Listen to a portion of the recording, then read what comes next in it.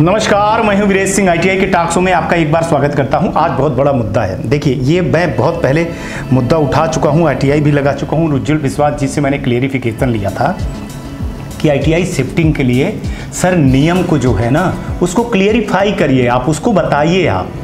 तो उन्होंने जो मैंने चीज़ पूछा था उसके बहुत सारे जवाब दिए, लेकिन एक जवाब को उन्होंने गोल मोल कर दिया। तो मैं आपको बताऊं कि जो शिफ्टिंग के लिए गाइडलाइन उन्होंने दिया है उसमें मैंने ये चीज़ पूछा था कि सर अचानक अगर कोई ITI के लिए मकान मालिक खाली करवा लेता है किसी कारणवश तो क्या होगा। तो बोले सर वो तो 5 साल की लीज रहती है, वो रहता है किरायानामा रहता है। तो हमने कहा सर वो तो अभी 5 साल की रहती है ना, लेकिन जिनका 5 साल पूरा हो गया उसको बोले उसको अपडेट करवाना चाहिए। हमने कहा सर ये अपडेट करवाने के बजाय आपको रीअफिलिएशन करना चाहिए। अगर आप रीअफिलिएशन करते तो ये नौबत न आ जाती, लोग सब अपनी क्लियरली कर लेते। तो ये बहुत सारी चीज़ें थी कि कोरोना के चक्कर में ये मैंने मुद्दे उठाए थे।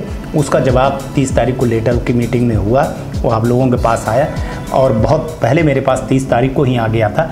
लेकिन आप जान रहे हो कि इस समय पर बहुत ज़्यादा व्यस्तता है और मैं जब से ITI लगाया हूँ तो उसका तो गजब हो गया है जवाब देते देते मेरे को। ठीक है, तो चलिए सबसे पहले इसका मैं हिंदी वर्जन आपको दिखा रहा हूँ। इंग्लिश में आपने देख लिया है, तो हिंदी में थोड़ी सी क्या है कि मैं आपको बताऊँ, बहुत टिपिकल हिंदी होती है इनकी, क्योंकि कानून और कोर्ट को और जो कानून नियम होते हैं ना उनको वैसे के वैसे पढ़ा जाता है। चलिए, कुछ त्रुटि हो तो माफ़ करिए, फिर आगे बात करते हैं। तो चलिए 13/6/23 का एक लेटर के बारे में अपन बात कर लेते हैं जिसमें क्लियरिफिकेशन शिफ्टिंग को लेकर के है। और इसको मैंने उज्ज्वल विश्वास जी से और बड़े अधिकारियों से बात किया था कि सर डीअफिलिएशन वाली जो बात हो रही, शिफ्टिंग वाली जो है ना उसको क्लियर करिए। उसमें बहुत सारे कोरोना के चक्कर में ITI वालों को मकान मालिकों ने परेशान किया, जिसके कारण कोरोना के कारण कई ITI वालों ने जो मान के चलिए रेंट नहीं दे पाए हैं, तो उनको लेकर के बहुत सारी चीज़ें हुई और वो ITI में तालाबंदी हो गई। अब फिर वो चालू कर रहे हैं बेचारे, तो उसके बारे में हुआ है। और इसको मैं जो है तो हिंदी में अपने पॉइंट में, इनका पॉइंट अलग बना हुआ है, मैं आपको समझाने के लिए पॉइंट बाय पॉइंट अलग बनाया हूं। लगभग जितने पॉइंट बनाया हूं उसके वर्ड में मैं आपको समझाने की कोशिश करूंगा और बताऊंगा। तो आप ये देखिए कि उन्होंने बोला है कि किसी संस्थान को अगर शिफ्ट किया जाए तो उसके लिए दिशा निर्देश उन्होंने दिया हुआ है। तो मौजूदा शिफ्टिंग के दिशा निर्देशों को जो है तो सुव्यवस्थित करने के सभी हितधारकों को बीच में स्पष्टता, बेहतर समझने और सुयोजित करने के लिए व्यापक दिशा निर्देश जारी करने का निर्णय लिया गया है, जो कि ITI के शिफ्टिंग के लिए प्रक्रिया मापदंडों को स्पष्ट करते हैं। उसमें उन्होंने बोला है, सबसे पहले ये 2 पॉइंट को आप देखिएगा यहाँ पे जो है तो इसको ध्यान दीजिएगा कि ग्रामीण के लिए उन्होंने बोला है कि केवल एक ही ब्लॉक के भीतर, माने ब्लॉक टू ब्लॉक में ही होगी, उसी ब्लॉक में आप जो है तो शिफ्ट कर सकते हो। जबकि शहरी क्षेत्र में केवल उसी नगर निगम में ही होगा, चाहे वो निगम हो, चाहे वो पंचायत हो, चाहे वो नगर पालिका हो, उसी में आप कर सकते हो। ITI को उन्हीं ट्रेडों के स्थानांतरित किया जाएगा जो पुराने में संबंध है। ठीक है, और इसके बाद उन्होंने लिखता है कि संबंधित मापदंड जो है तो उनके नियम रेगुलेशन 2018 से पहले संबंध ITI की भूमि की आवश्यकता से छूट दी जाएगी। वो बोल रहे हैं कि 2018 से पहले जिनका अफिलिएशन है उनको बोल रहे हैं कि ITI को भूमि की आवश्यकता से छूट दी जाएगी। मतलब ये बहुत बड़ी चीज़ है कि आपको जो है तो 2018 के पहले जो ज़मीन लगती थी उसको वो बोल रहे हैं 2018 में तो 1.07 एकड़ ज़मीन और 1 पॉइंट आ रहा है।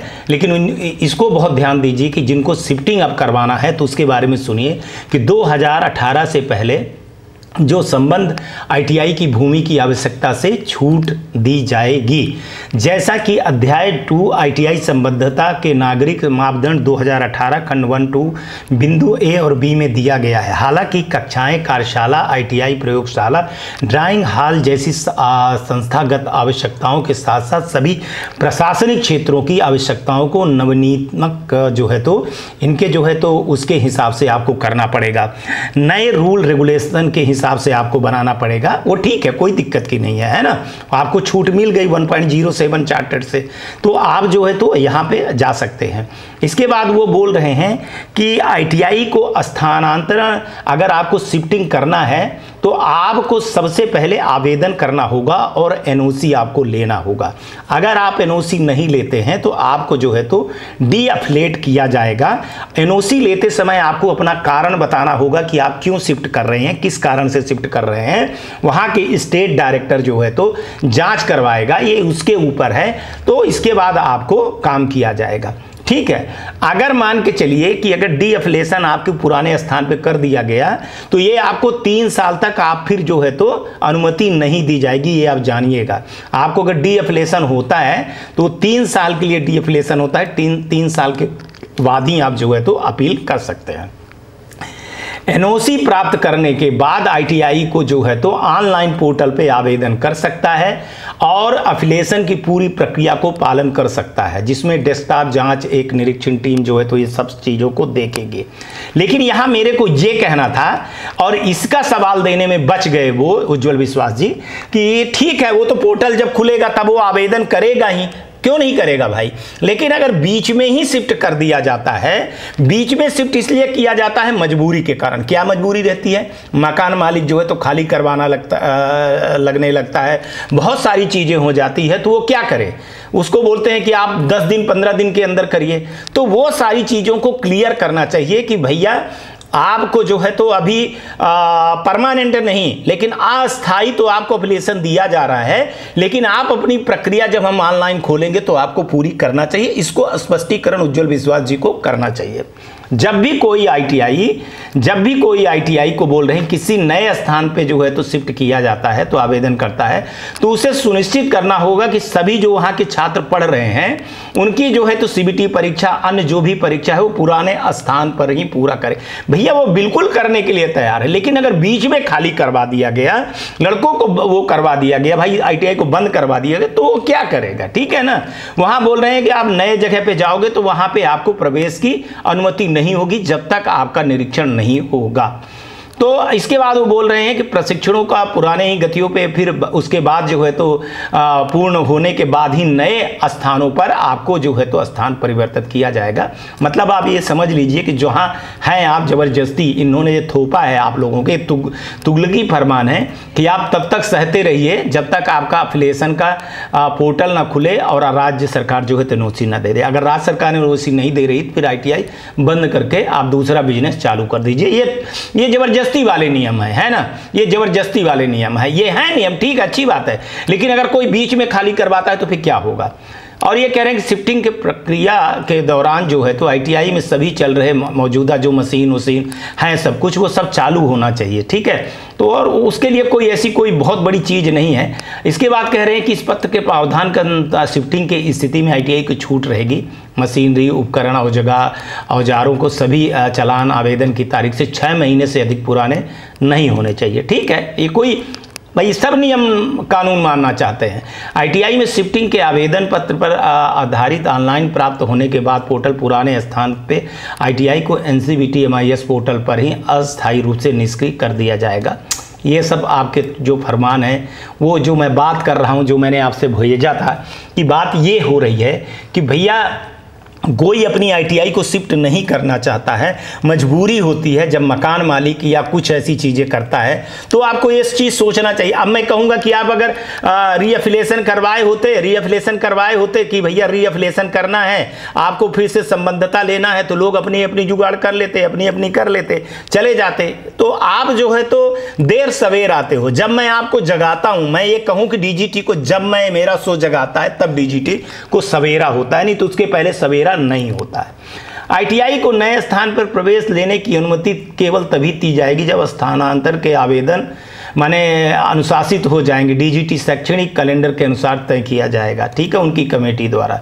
यदि एससीए जो है तो इस कमेटी जो है तो उनकी आईटीआई को किसी नए स्थान पर स्थानांतरित करने की अनुशंसा नहीं की जाती है तो फिर नए स्थान को जो है तो फिर जारी रखने की अनुमति नहीं दी जाएगी। मतलब आप शिफ्ट नहीं हो सकते। मतलब सारी चीज़ें स्टेट डायरेक्टर को ऊपर हो गई है। कोई भी आईटीआई अपनी स्थापना की तारीख से 5 साल के भीतर स्थानांतर के लिए आवेदन करने के लिए पात्र नहीं है। मतलब माने अगर आपको 5 साल तक तो आपको वहीं पे चलाना पड़ेगा, ये आप सोच लीजिए, चाहे वो जैसे चला। ठीक है, 5 साल का आपका लीज एग्रीमेंट और किरायानामा होता है तो वहाँ तो कोई आईटीआई वाला नहीं कह रहा है, लेकिन कोई अगर ज़बरदस्ती करता है साहब पुराने वाले आईटीआई को, उसकी बात हो रही है। मैं ये नियम मान रहा हूँ, 5 साल के एग्रीमेंट होता है तो क्यों खाली करवाएगा। आप कहोगे मेरे बात को किरायानामा, मैं 5 साल के बाद, भाई आप रीएफिलिएशन कब से नहीं कर रहे हो, बहुत दिन से नहीं कर रहे हो, तो भाई कई आईटीआई वाले जो है तो भाई चल रही है तो चलने दे। है ना, 5 साल का उनका एग्रीमेंट था। अब मैं आपके ऊपर ही सवाल उठाता हूं, 5 साल का एग्रीमेंट था, एग्रीमेंट अब खत्म हो गया है, तो वो बोल दिया कि चले जाओ। अब वो एग्रीमेंट नहीं कराया ITI वाला, चूंकि आपने रीएफिलिएशन के लिए अगर डाला होता तो फिर अब करवाता, ये दिक्कतें नहीं आती। तो आपको सोचना चाहिए, है ना। अब आपको क्या है कि आप सोचते नहीं हो, आप लोग सोते सोते रहते हो। जब ITI टास्क बोलता है तब आप लोग जगते हो, ये सबसे बड़ी गलत बात है। कोई भी ITI को DGT द्वारा पूरी तरह से असंबद्ध इसलिए पात्र नहीं होगा कि स्थानांतरण शिफ्टिंग के लिए आवेदन करे। स्थानांतरण शिफ्टिंग के लिए टेडों की इकाइयों को जोड़ने की अनुमति नहीं दी जाएगी, मतलब आप टेड को बढ़ा नहीं सकते हैं। और माने टेड और जो है तो यूनिट और इकाइयों को जोड़ने के लिए न्यूनतम ग्रेडिंग के मानदंड नहीं होंगे। ये आप समझ लीजिएगा। 16 पॉइंट को 15 और 16 पॉइंट को बहुत अच्छी तरीके से समझ लीजिएगा। इसमें उन्होंने साफ साफ बोल दिया है। 16वें पॉइंट फिर हम आते हैं, 16 पॉइंट यहाँ गलत लिखा है, चलिए ठीक है, इसको हम 17 पॉइंट मान लेते हैं कि मौजूदा ITI के ब्लॉक नगर निगम की सीमा के भीतर स्थानांतरित करने की अनुमति नहीं दी जाएगी, उसको उसी में ही रखने का इरादा होगा तभी कर सकते हैं, ये उन्होंने साफ साफ लिखा है। यदि किसी भी मामले में ITI को अप्रत्याशित घटना के कारण, देखिए अभी यहाँ पे हमारी बातों को उन्होंने क्या जवाब दिया है कि यदि किसी भी मामले को ITI को अप्रत्याशित, इसको आपको बहुत संबंध से पढ़ना पड़ेगा, गोल मोल जवाब देते देते दिए हैं कि यदि किसी भी मामले में ITI को अप्रत्याशित घटना के कारण शिफ्टिंग करना पड़ता है। अप्रत्याशित घटना की परिस्थिति में जहां प्राकृतिक आपदाएं, चक्रवात, आग, जंगल की आग, भूकंप, सुनामी, सूखा, अन्य हो कुछ ऐसा जिसमें संस्थान को नियमित संचालन करने में प्रभावित हो। यहाँ आपने सर अप्रत्याशित घटना मतलब माने भगवान का जो कुछ हो वो उसके लिए वो बोल रहे हैं, ठीक है। तो यहाँ पे आपको अप्रत्याशित के जगह में एक थोड़ा सा चीज़ें को रह देते, वही बोल रहे हैं कि भाई अगर मकान मालिक जल्दी से करवाता है, कुछ ऐसे करवा रहा है, तो ये चीज़ें आपको यहाँ पे डाल देना चाहिए। हालांकि आप लोगों को स्टेट डायरेक्टर से NOC इस चीज़ को लेना चाहिए ताकि आपकी चीज़ें क्लियर हो जाए, तो उसे सक्षम अधिकारी को अनुमोदन से जो है तो इस मामले को निपटाया जाएगा। मल्टी स्किल ट्रेनिंग के लिए जो है तो बोल रहे हैं कि ये योजना समझ, ये आपके लिए नहीं, कुछ छूट है। इंजीनियरिंग कॉलेज के लिए पॉलिटेक्निक तरह क्षमता खोले भी, ये बहुत ज़्यादा मैं नहीं उसमें पढ़ रहा हूँ। 18वें पॉइंट में 19 में है कि जिन शिफ्टिंग आवेदन को पहले निर्णय हो चुका है उन्हें दोबारा नहीं खोला जाएगा, समझ लीजिएगा। आवेदक ITI के इस कार्यालय ज्ञापन में दिए गए प्रावधान के अनुसार संबद्धता प्राप्त करने के लिए नए सिरे से आवेदन कर सकते हैं। मतलब अब आप नए के जगह पे आप एडमिशन नहीं ले सकते हो, और आप जहां शिफ्ट किए हो वहां के लिए अब जब खुलेगा तो आप करिए और NOC लीजिए, आगे कार्रवाई करिए। 20 में कह रहे हैं कि वही दिशा निर्देश है इनका 2018 को परिवर्तन वाले संबंधित सारी चीज़ें दिए हैं, और उसको जो है तो एक सक्षम अधिकारी के द्वारा जो है तो वो किया गया है। लेकिन मेरा मेन कहना ये था कि इस लेटर से एक चीज़ आपको पता चल गई है कि भैया मैं अगर आप सारी चीज़ें अगर आपके साथ में कुछ होती हैं तो आपको अपने जो है तो कहाँ NOC के लिए स्टेट डायरेक्टर के पास जाना पड़ेगा, अपने केस लेकर के जाना पड़ेगा।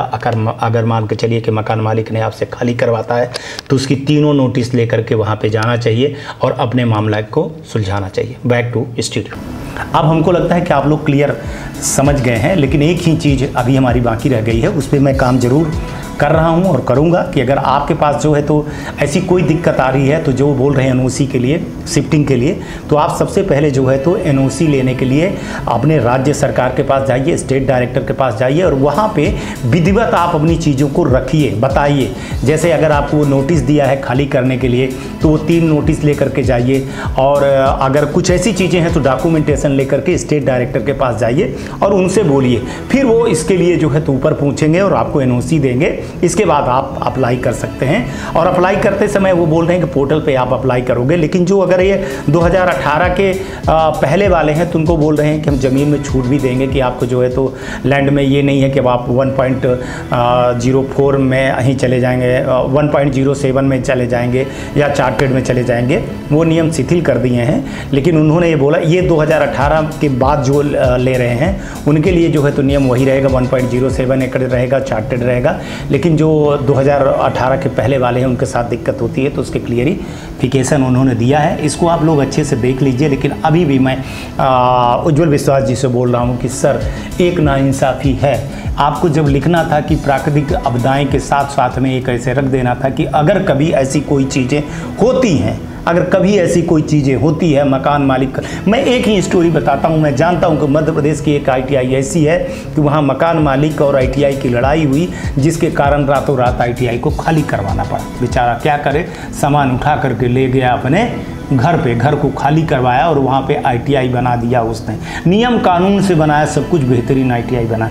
उसकी भी जांच हुई और डीएप्लेशन की तलवार लटक रही है। लेकिन वो क्या करे बेचारा, आधी रात को सामान तो फेंक नहीं सकता था, पावरफुल मकान मालिक था। तो इन सब चीज़ों को बीच में भी आपको सर सोचना चाहिए, और सोचने के लिए मैं आपको फिर से मेल कर रहा हूं और इसको फिर से मैं RTI लगा रहा हूं। तो इसको सोचिएगा और बताइएगा। चलो आज तक के लिए इतना ही। आप लोग अपना ध्यान रखिए, आसपास सफाई रखिए, बड़े बुजुर्गों का सम्मान करिए। ITI टॉक्स को देखते रहिए, सब्सक्राइब करिए, शेयर करिए, जैसे ही आपकी इच्छा हो वैसे करिए। आज का भी दिन आपका शुभ हो और आने वाला कल आपका बहुत बेहतर हो। नमस्कार, जय हिंद, जय भारत।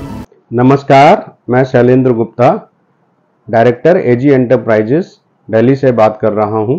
AG टेक ब्रांड पिछले 15 वर्षों से ITI टूल्स की मैन्युफैक्चरिंग एंड सप्लाई पूरे भारतवर्ष में कर रहा है। पूरे भारतवर्ष में किसी भी स्टेट में NCVT, SCVT ITI खोलने के लिए संपर्क करें। अधिक जानकारी के लिए नीचे दिए गए नंबर पर संपर्क करें। धन्यवाद।